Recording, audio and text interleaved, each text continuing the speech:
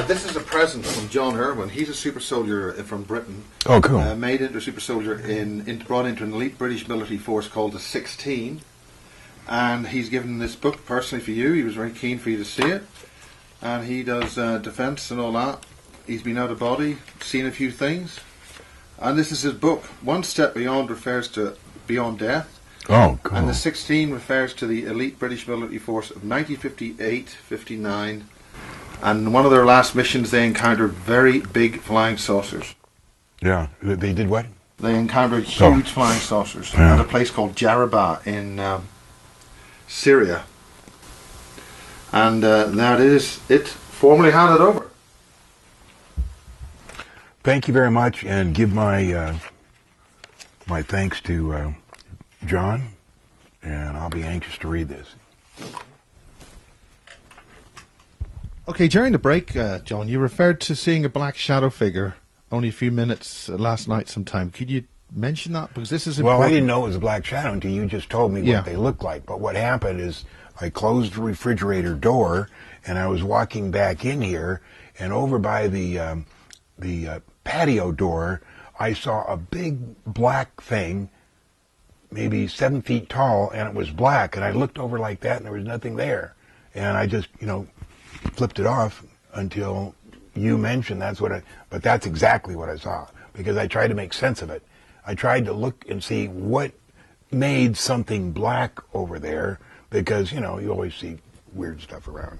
And I couldn't see anything that would have made that black. So. And the important thing to remember, folks, is that when you turn your head to look at it, that's when you don't see it. You only see it out of the edges of your peripheral vision. Yeah. So you've got to look with that in mind. And this is important because a lot of the cases in England are coming up with this, including people who make the crop circles. So maybe that might explain why you're losing stuff. My mind? No, you haven't lost that. You lost that years ago. Everybody lost it.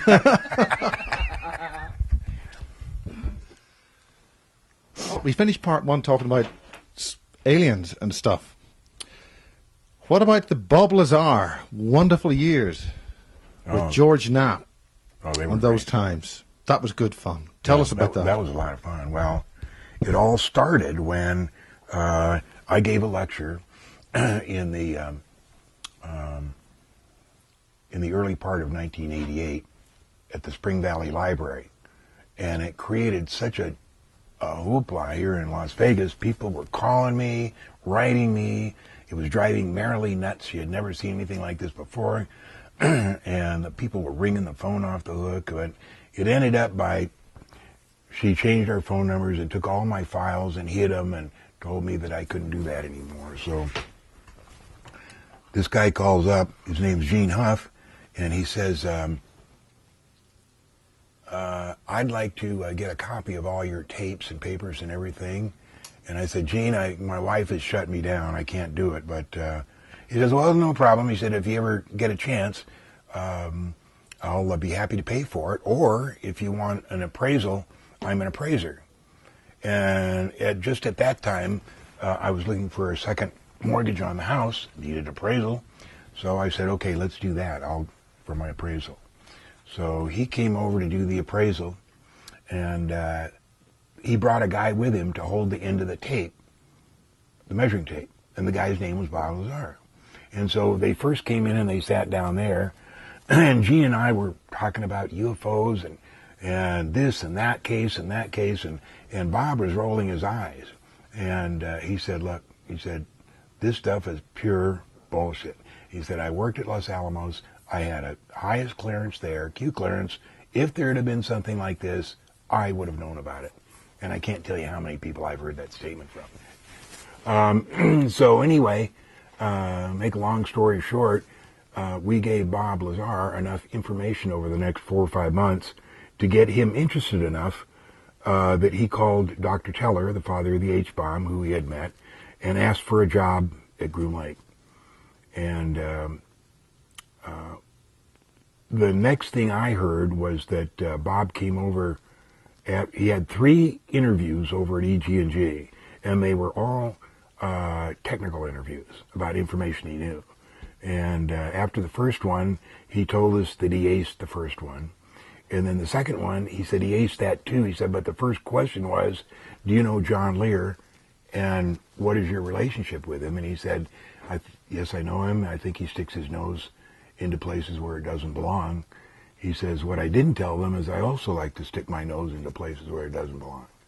And then the next thing I knew was December 6th, 1988. He comes in, sits down there. It's in the evening. He said, I saw a disc today. I said, what? He said, I saw a disc. I said, theirs or ours? He said, theirs. I said, you went to Groom Lake? He said, yeah. And I said, well, what are you coming here for? Why don't you work there a couple months? And then tell us, because they obviously followed you here. They're going to tell, that you came right up here. He said, the reason I'm doing this is I've seen you take so much crap over the last 5 or 6 months talking about this that I saw it, I felt it, I touched it, I was in it, and I just wanted to tell, it's real. So then from then on, things went bizarre. He continued to work up there, and by continued to work, I think he only went up there about 6 or 7 times. He told us when he get back what he learned up there, and then on the 21st of March of 1989, he said they're going to do a test flight tomorrow night. Do you want to go see? And I said, yeah, how? And he said, well, there's a road on the northeast of Groom Lake we can go down. And I said, yeah, I know that one. And so the next night was March 22nd. And that was the one you've seen here many times, I'm sure. We got there about 8:45, went up in my motorhome, and I got out and set up that telescope right there. And we saw it come up behind the mountains, and Gene or Bob said, look, there it is. All the time we had managed to leave the video camera on the bumper of the motorhome. And I got that set up. It flew around for maybe 5 or 10 minutes, and then it stopped, and it was settling down behind the mountains that were between us and Groom Lake. And that's when I got that focused in on a 13 or an 8-inch telescope. It's very difficult to sight something and track it manually. Is this up and down? So since it was going down, I could track it, and it was a flying saucer oriented about 35 to 40 degrees to the horizon. It was radiating a gold yellowish stuff. And as it came down, I said, quick, Gene, look. And as I invited Gene to look through the ocular there, and as I pulled away from it, I hooked my foot around the tripod, and it pulled it so that he couldn't see it. But then the next Wednesday, that was a Wednesday night. The next Wednesday night, I was on a trip to for the airline I worked for, and I couldn't go with them. And then the next one was the April 6th of 1989, and there was me, Bob, Gene, and Bob's wife and her sister. And we rented a car, we had a Geiger counter, all kinds of stuff in the back, and we trying to get there about 9 o'clock, and we head down that dirt road, and we got almost to where we wanted to be, and we saw 2 sets of headlights in front of us coming towards us. So we didn't want any confrontation. Bob didn't want any confrontation. So we turned around and headed for the highway. And when it became apparent that we wouldn't be able to get to the highway before they stopped us, we just pulled over. Bob jumped out into the desert, took his 9mm gun with him, and I jumped out, started setting up the telescope. And as they skidded to a halt, I went over to their vehicle. I put my hands on it and says, "You guys aren't dopers, are you? We're afraid that we ran into some kind of a dope deal." And I said, "No, we're not dopers. We need to see your driver's license and social security number." So we were there for about 45 minutes while they relayed this information. And then at the end they said, "We can't kick you out of here because this is government BLM land, but we can make it awful uncomfortable for you if you stay. So we just appreciate it if you leave."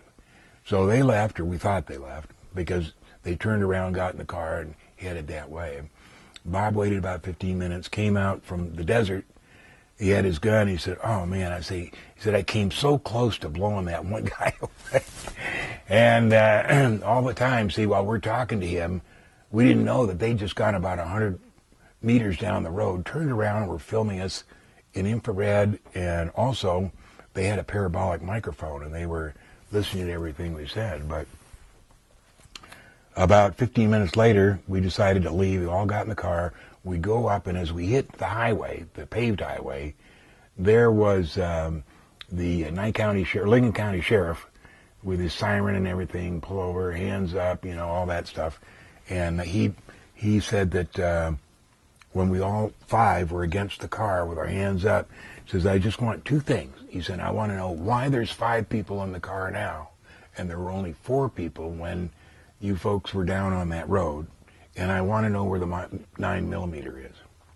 And so, to make a long story short, we put him off for about what? Tell us the long story. Well, I just told it so many times. It takes forever. Not on high definition. There was one. He kept asking us. He said, "I can get down a search warrant and get back here and get into your trunk. I want in now." And we wouldn't let him in. So at the very end of the hour, he said, "Well, look," he said, "I don't know why I'm being told this, but I'm to tell you to leave and not come back." And so that's when we left. And we drove back to Vegas, and we talked about how we were going to handle the story if anybody asked us.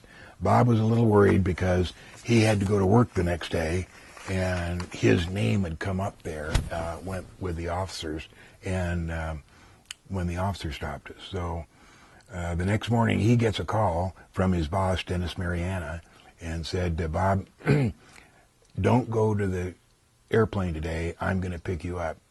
And he picked him up at his house down there in West Las Vegas, drove him up to Indian Springs, which is the where Creech Air Force Base, and is the center of all the intelligence of the test site, intelligence operations. And they took him out of the car with a gun in his ear and said, "Bob, when we gave you this clearance, it didn't mean you were supposed to take up all your friends and tell them about the flying saucers." And he said, the guy said, "Now, do you want to work with us or not? Because we don't want you telling everybody about this stuff." So he was non-committal, and the reason he was non-committal was because the last 2 trips he made up to Groom Lake, he could remember getting on the 737 out there at McCarran and getting off it. But he couldn't remember anything in between. He couldn't remember his work, couldn't remember what he did, none of that. And he didn't want to work under those circumstances. So in addition to the fact that they had tapped his phone and they knew that his wife was diddling around with her flight instructor, they told him, we can't have you working right now until you get your family life settled. And so then there was that period from when they agreed to part. He agreed not to go back. Was just like a week after we were caught at the test site, and then his tire got shot out on his car, and he stayed over here that night. And I remember he said, "I'm going to turn myself in." I said, "To who?" So I got him settled down, and he stayed that night. And then at the time, coincidentally, I was doing On the Record with George Knapp. And the next Sunday, I was going to do a show with George. So I talked about this incident. What did I talk about? I forget. But anyway, it lit Las Vegas on fire. And from then on, it was... How many of those shows did you do? Two. One on your own, and then one with... Both with George Knapp. There might have been 3. I think you did one with the guy who got shot dead years ago, Bill Cooper. Did you do one with? Yeah, but Vietnam? not for George Knapp. UFO researcher John Lear. Not for John, Channel you 8. say you- Okay. this document Well, I'm just talking about the ones I did for George Knapp. Yeah. I did several for Bill Cooper. The one Bill Cooper and I did for the people in Las Vegas or in Salt Lake City, when I forget that program that it was. That's the one where he told him about seeing the stuff in the Navy about The what huge did he stuff do? coming out of the sea. Tell you what, before you describe what they We are, we're have going to those take in a short break. Southwest Ireland. He told him about the krill. Oh, told him about the krill papers and the Excalibur papers. Now, the Excalibur papers were something that Bob had written a couple months before, when we had told him about a new weapon that they were developing at Los Alamos.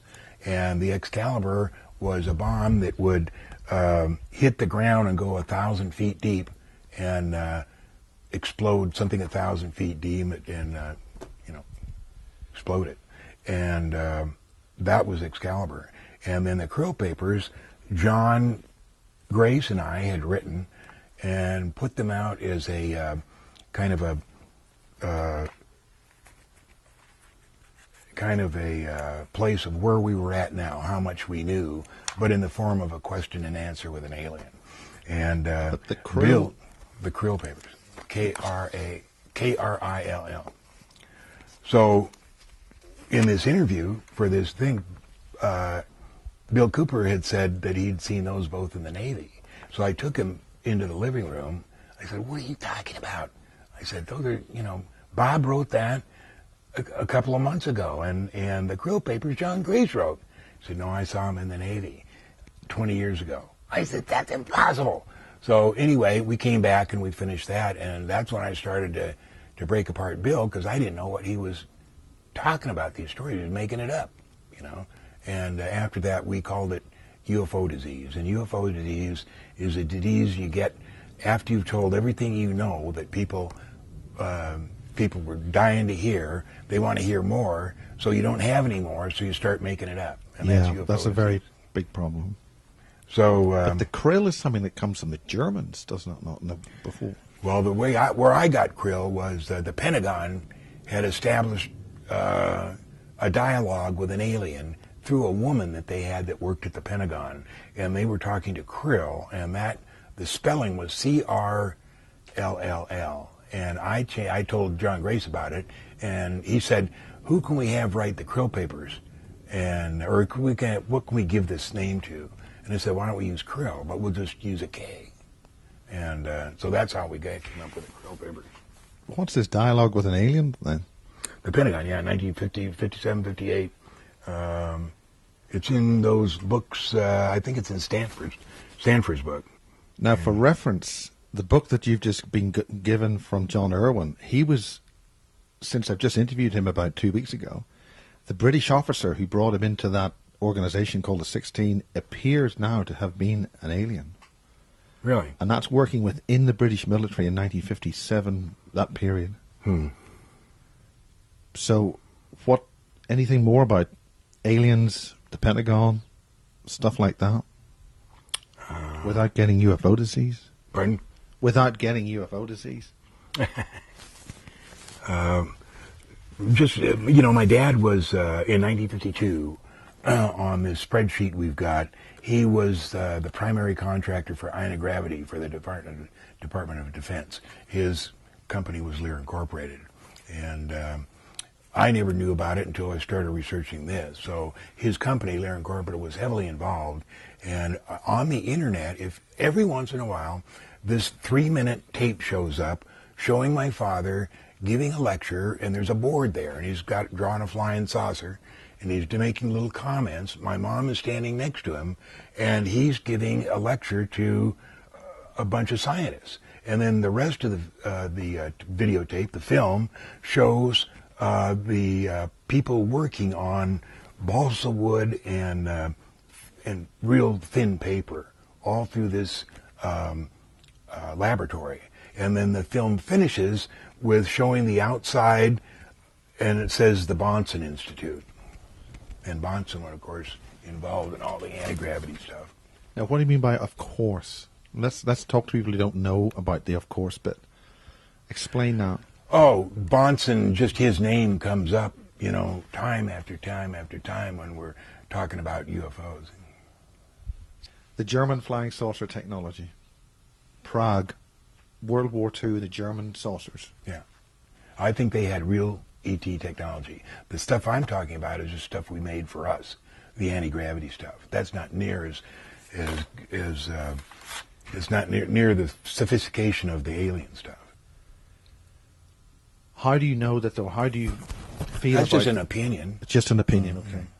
Well, I wonder, Bob Lazar, when he said that he forgot what happened from he left the highway and came into his work, and then what happened from there on till he came back to the highway again. What did he himself think it was? What caused this? How What are we was it talking done? about? You just told us about the problems Bob Lazar had at work because he had talked to you and showed too much to his friends about what was happening up in this lake. And then He was getting in trouble for taking us to watch the saucer on Wednesday night. Yes, and then he decided it was too difficult to have this job because he could not remember what had happened while at work. Oh, yeah. So what did he think? What kind of technology did he feel that they... Same job. His job was to reverse engineer the propulsion. When he went up there, they gave him a list of all the possible things that he could work on. You know, the technology of construction, the aliens themselves, you know, all a list of different things. And he wanted to work on the propulsion, which is that right there. Now that is the main propulsion for all the saucers they had up there. It's a very sophisticated antimatter reactor. It has a piece of element 115 in there. And what they did was shoot protons into the tip of a sliver of 115, which would bump it up to 116. 115 is stable, 116 is unstable. So when the proton plugs in to the 115, makes it 116, it instantly decays back to 115. And what it radiates or throws off is antimatter and the ability to access the gravity A wave. Now the antimatter they mix with matter in this little teeny cup to create heat, which through a thermionic generator creates positive voltage, and they use that to power the craft. But when the 116 decays to 115, they can actually pull out the gravity wave, the A wave, access it, amplify it, and send it out into space to pull onto space and pull that space towards them, wrap it around the ship, turn it off, and they're instantaneously 100,000 miles away. So it's a dimensional distort, it's a controllable dimensional distort device. You could call it that. And this thing can recycle every 12 milliseconds. So every 12 milliseconds, they can make a hop, which is 100,000 miles, or however far the one beam, the one beam can make it. If you want to pull that piece, cardboard right there. Okay, this is 3 different drawings here. This one over here shows the gravity A wave being wrapped around the saucer, and the 3 gravity amplifiers, A, B, and C, are focused that way into infinity, and they're pulling a portion of space hundreds of thousands of miles away and wrapping it around this saucer here. And here, a saucer, this is how the combined wavefront, there's 3 gravity amplifiers here, and this amplifier is pointed out this way, this one is pointed out this way, and B is pointed down. And that keeps it up against the piece of mass that's right there. And then this one here, we should be looking at it the other way, but see if you can imagine the 3 gravity waves down here, and what this is this is a magnification of the very, very end of the of this amplifier, and it says 100 centimeters, and it's a little circle like that, and that 100 centimeters is what hundreds of thousands of miles out, exercises that gravity amplification. And that's what pulls it all towards the craft. Okay, we're done. But that was not my question. Was what kind of technology did John Lear think that they have used on him to not remember things? Oh, mind control. Mind control. They have a very... Can you control how you discuss this? How? Mind control was very thoroughly researched by the Nazis. The Nazis came over to the U.S.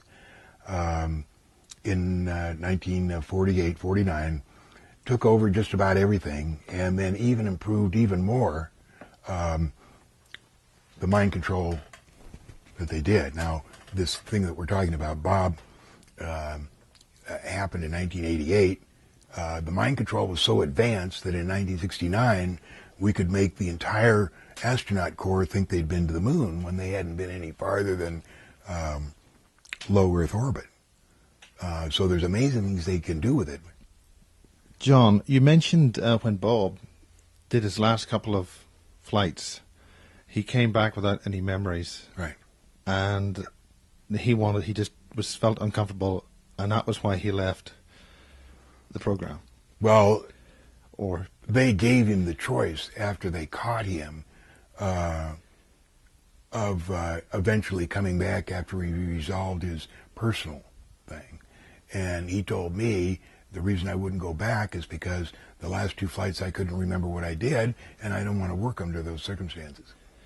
So Anna is asking about what that problem is, and we're now on the topic of mind control.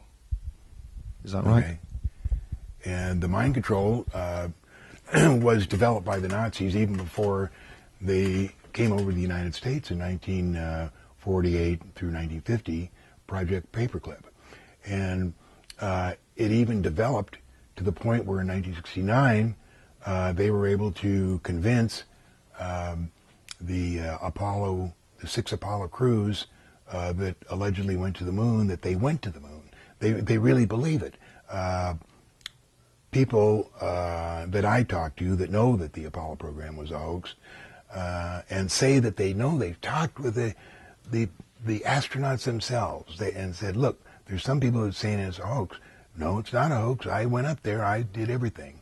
And the mind control is so sophisticated that they can make them believe that. Now, 20 years later, here's Bob Lazar not being able to remember what he did at work. And I'm saying that what I knew about it was the fact that in the 70s, the trouble they were having with the people that worked up at the test site was that when they came back to Las Vegas to their families, they were always bothered by this nagging thing that there's something they did that they should know about that they just can't quite remember, and it was screwing up their lives. Whereas apparently they had it refined to the point when Bob went up there that not only couldn't they remember, but they didn't even remember that they couldn't remember, and so it wasn't bothering them when they came home, and that was the advance in the mind control.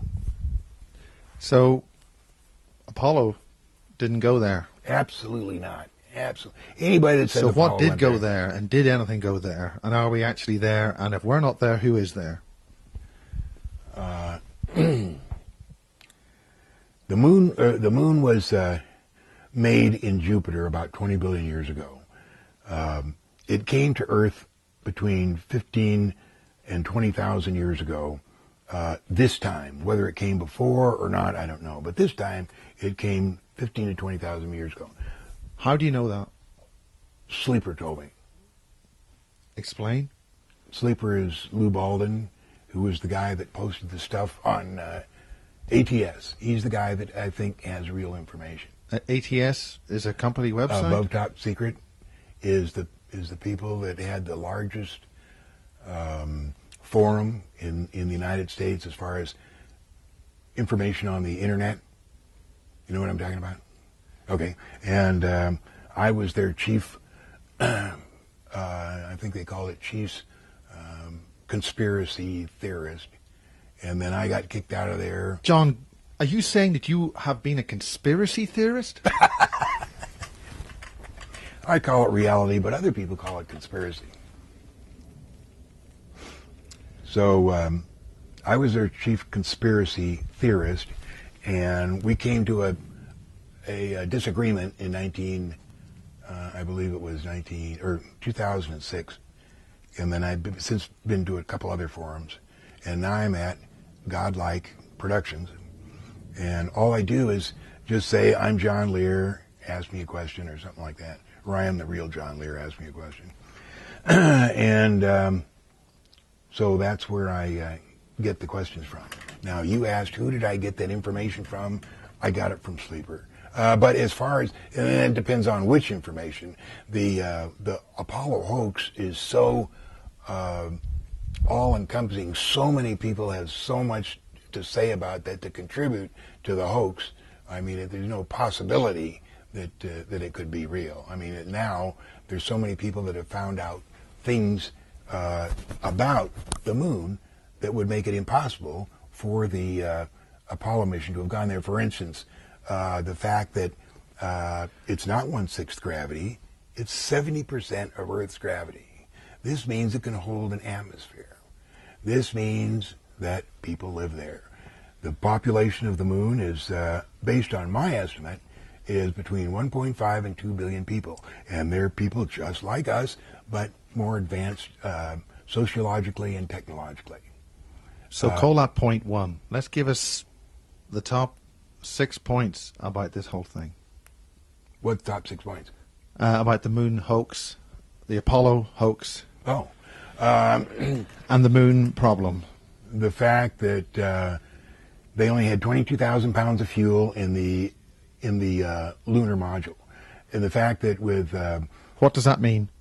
22,000 pounds of fuel? They had 22,000 pounds of fuel to deorbit from the 60-mile orbit that they were placed in around the moon, to come down, land, then take off, reacquire an orbit at 60 miles with 70% gravity of Earth, and then hook up with the command module with 22,000 pounds. It just can't happen. There's not that much fuel.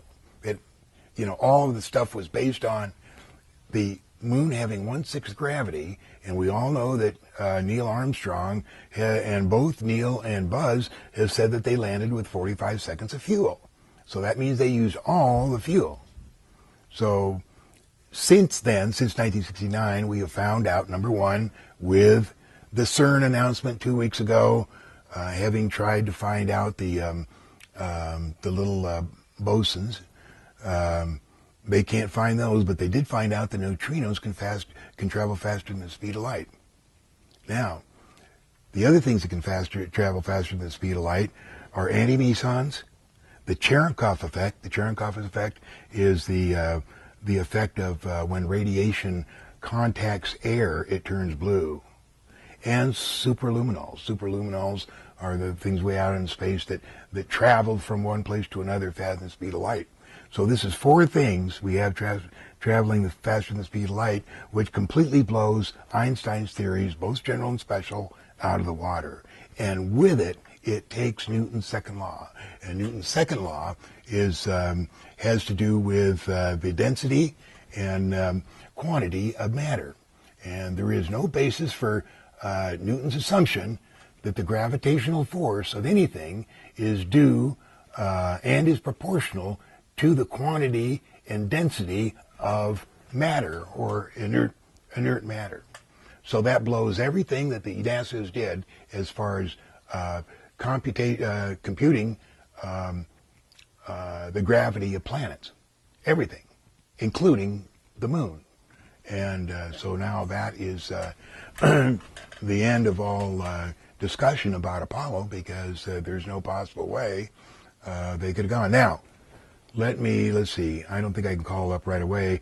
You wanted 6 points. The number point is the lunar module itself, the one that was built at Grumman, looks like a peak of junk. And the astronauts themselves say there's no way that this thing not only could have gone to the moon, but could have gone into deorbit, landed, and reorbited.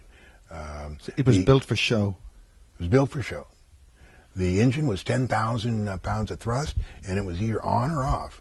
And you hear the MrSpace.com and Phil Plait, who are the NASA promoters, and they're trying to tell us one of the main problems with the lander is why isn't there a deep depression under where this 10,000-pound rocket motor landed the lander, and why isn't there dust on the landing pads?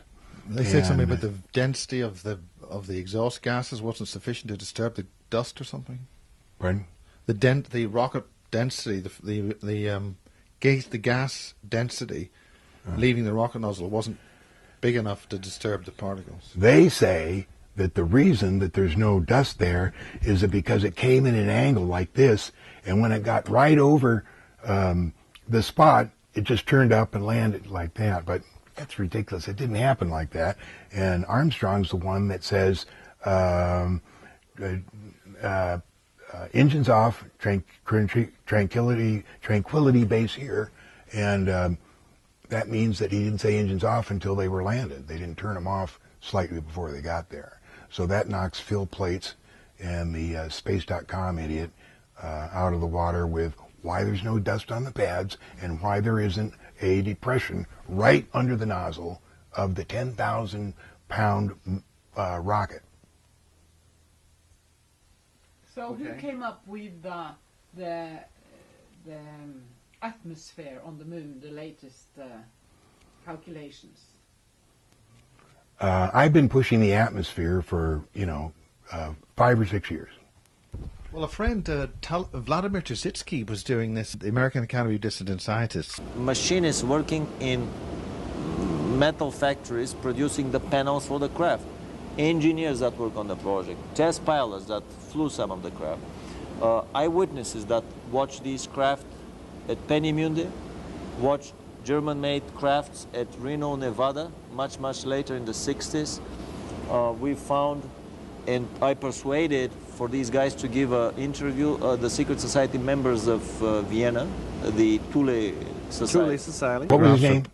Vladimir Tzitsky. Okay. He used to do some stuff here with Al Balik in some of the early conferences. Yeah, that's possible. And another person was... and that's why all the photographs are black and white, because there were subtle colors on the lunar surface. Yeah. And the same thing with Virsoff, Strange World of the Moon. V.A. Virsoff talked about it in his book about the colors and the atmosphere on the moon. And the first one to talk about people living on the moon was the famous Danish mathematician Hansen. And in 1856, he made a presentation to the Royal Astronomical Society that, based on his figures of the gravity and the orbit of the moon, that he felt that there was enough gravity on the far side to hold enough atmosphere for people to live there. And that's because the far side is thicker than the near side. There's 6 miles more to the moon on the far side than there is. So everybody loved that over there until 1870, when the head of the Navy Observatory, a guy named Admiral Newcomb, came over to Paris for the specific job of discrediting Hansen. And the reason was because the Navy didn't want anybody thinking there was anything up on the moon other than old rocks and gray material, when in fact they knew exactly what was up there, which is a civilization, and so on and so on. Does that civilization live underground? No, they live on top. That's a picture over there of a city that's 120 miles to the northwest of Copernicus. See, this road comes down here, and the road here, and then all these little houses and buildings and what Nancy's done. That looks like Vegas. Those are factories where they've taken a little black and taken off some corners, strategic corners, so you can't make a building out of it in your eyes. But right here, all this stuff there, look at those roads there. Now, these long, straight ones, those are where they join the pictures. Yeah, the pictures. Yeah. So those can't be counted. No. But these, look, goes down there. Yeah. Here's a little airplane waiting to be flown. Factories, all that stuff. That's easier. Oh, towers, okay. That's a photo that NASA never published. That's on the far side of the moon. I got it from a friend of mine bid on the estate, on some of the packages in an estate in New Orleans, which just happened to be one of the guys who was authorizing the photos of the Lunar Orbiter series. And he passed away, and these happen to be some of the photos that they didn't want shown. And this guy called me, and I got these 25 photos, and this is one of them. And this shows a refinery on the far side of the moon. See if you can jiggle your imagination to see that that's a refinery. Oh, I wouldn't have any imagination about these things. I'd have predictive analysis. Okay. How do you say that one? Endymion? Okay. We're looking at Endymion, which is at the very top of the moon as we see it from Earth. Okay. It's about 30 miles in diameter. And what you see on the right-hand part of the crater is the cranes. Now, they look like a huge crane, some sort of headquarters and central observation point. Yeah, you can see that these cranes are built to lift spheres, and these cranes go as far back as 1936 on Yerkes photos. That's Yerkes. That's one of the larger telescopes here. And 1946 is when they were in the process of building these cranes.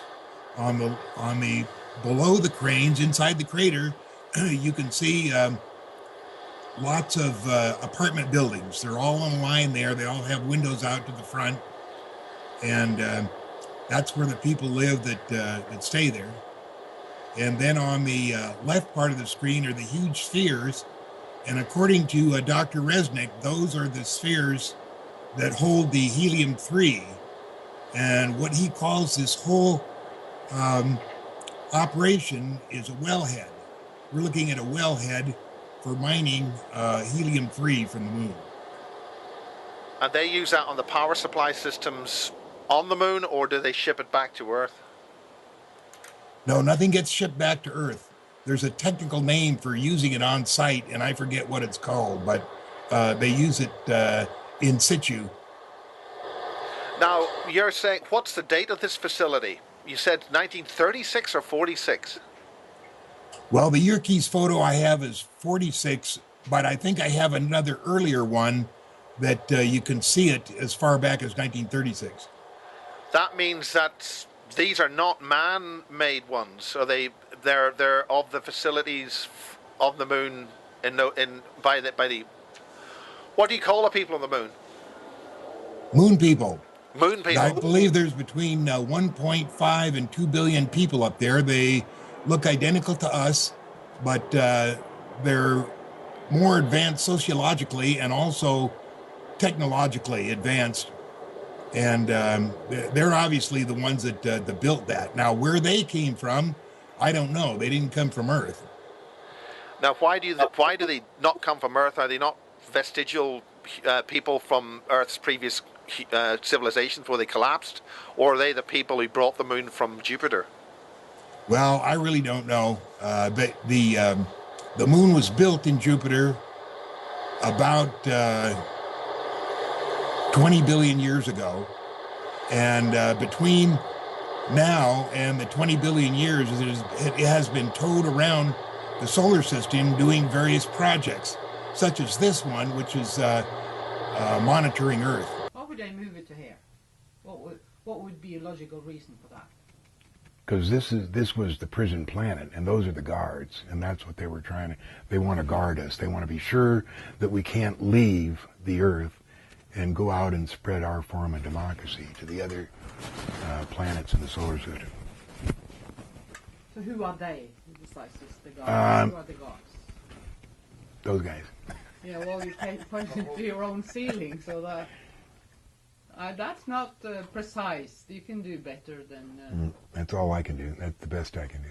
The farthest back written history, or mouth-to-mouth history, is that at one time there was no moons, and then there was 2 moons, and then there was 1 moon.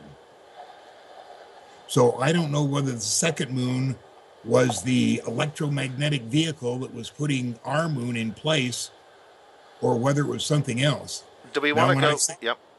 Now, when I say the electromagnetic vehicle, I was talking to Dr. Berggren, who did the research on Saturn and found the huge vehicles in the rings of Saturn. I asked him where the electromagnetic vehicle is at this time, and he said it was probably on the far side of the moon. So we looked for a place where it might be, and we think we found it on the crater Tchaikovsky. And the crater Tchaikovsky, if you're looking directly at the far side of the moon, is to the lower left. And it's a crater that has an artifact in the middle of it that's probably about 10 miles wide and about 10 miles high. And this thing has been changed by NASA, has been airbrushed by NASA at least 7 different times. Now, this is the slide that you said TSIO 12.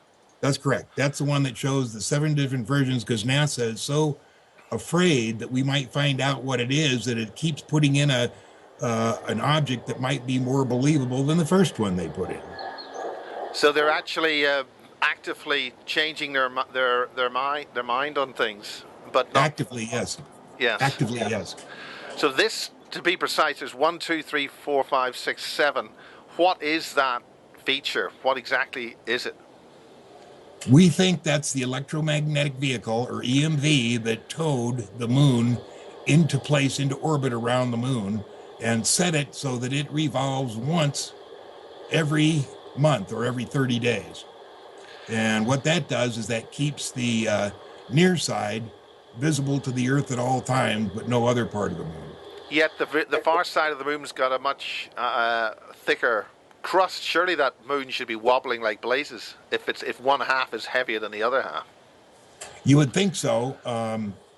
The Danish physicist, whose name was Hansen, presented a paper in 1856 to the Royal Astronomical Society that the far side was 56 miles further out than the near side. That's a long way. That's a big difference. And then Dr. Resnick, who was on Coast to Coast with me the other night, said it was 72 miles. He said because that's where we landed, because there was less gravity at 72 miles than at 56 miles. Now, whether he's accurate or not, I don't know. What he implies is that we're actively going to the moon, but I've yet to be convinced of that.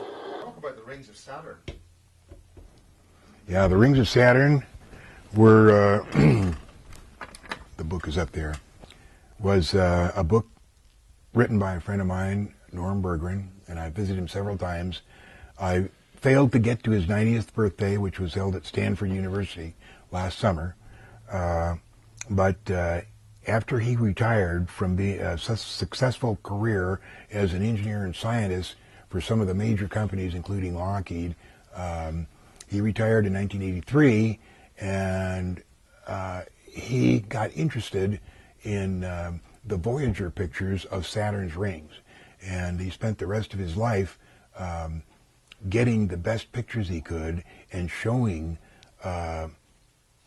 what we believe to be huge ships in the rings of sitting in the rings of Saturn. You're referring to the ring makers of Saturn? Ring makers of Saturn. Let's- The ships in the rings of Saturn that he showed us were 30,000 miles long and 1,800 miles in diameter. Now, we're talking about a fairly large rocket ship when we talk about 30,000 miles long. But anyway, it's there. He shows them. He shows the 4-color pictures. He's still living in Los Altos Hills in San Francisco. I haven't seen him for a couple of years, but I do keep in touch. He was most interested, changed his interest to Saturn's, I forget. It's the one that's all white. Anyway, that's been his interest in... or claim that they landed on the moon. And how's this fiction maintained? Nobody's paying any attention. Nobody is paying any attention to what's going on. There's people that look at this and say, "This is unbelievable. Why isn't anybody paying attention to this?" But they're getting away with it because nobody's there. They It keep. was such a happy occasion. It was such monumental happiness that people doesn't want to let something like that go in face of. That's exactly it. People are more comfortable with what they got. They've got enough problems with, thinking they have to worry about Afghanistan, Iraq, Africa, and all the other problems on Earth, plus raising their kids, plus trying to make enough money to eat, and they're not going to worry about the moon. Economy and, What? Totally corrupt economy. Right, and a totally corrupt government, Yeah. and now you want them to worry about the moon and whether astronauts went The there. one thing that was, made you proud. Yeah, I can understand. yeah, that's right. The one thing that they could be proud of. Yeah. And Okay, John. One day I was fixing a pirate radio station in Ireland. Myself and one of the tower riggers were looking up at the tower. What we saw was this space plane overfly our tower at approximately 10,000 feet. What the hell was this? While I had a Canon A1 power-winding 35mm SLR only yards away, the craft was gone over the horizon over Belfast within 8 seconds.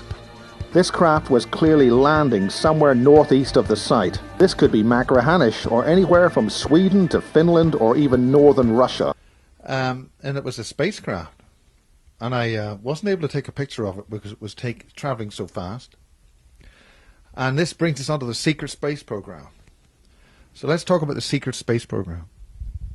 Okay, the secret space program actually started with the Nazis taking over NASA and putting all their people in at the top level. And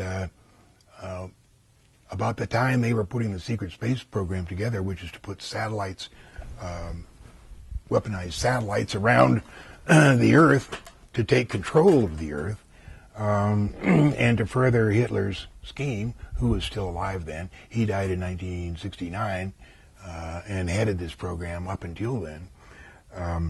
Now, this is very important because I've done an interview with Dr. Carol Rosen, who was Werner von Braun's personal spokesperson. Right. And she's pushing a campaign to prevent the weaponization of space. I've also interviewed certain individuals who are saying that, yes, it's weaponized already, and there are bases on the moon and Mars, but how much of this is puff and blow, we don't know. So let's get to the detail.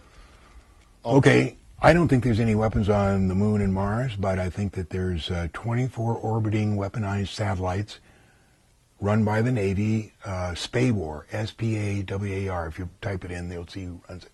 They have over 2,000 astronauts going back and forth all the time. The astronauts are comprised by the Army, Navy, Air Force, Marines, NASA. There's probably 8 different entities that go back and forth. This program was started by Project Aquila that was launched three months before the launch of Apollo 11. And Project Aquila put the first equipment in space beginning to put these 24 orbiting weaponized satellites up there. Only America has this, that not China or Russia has the same weapons up there. Why is that? Well, we allied ourselves with some pretty bad ETs, and they have, in return for some false promises, they have given us some really, really powerful weapons. Yep. Okay, Damaso Okay, Damaso. Yeah.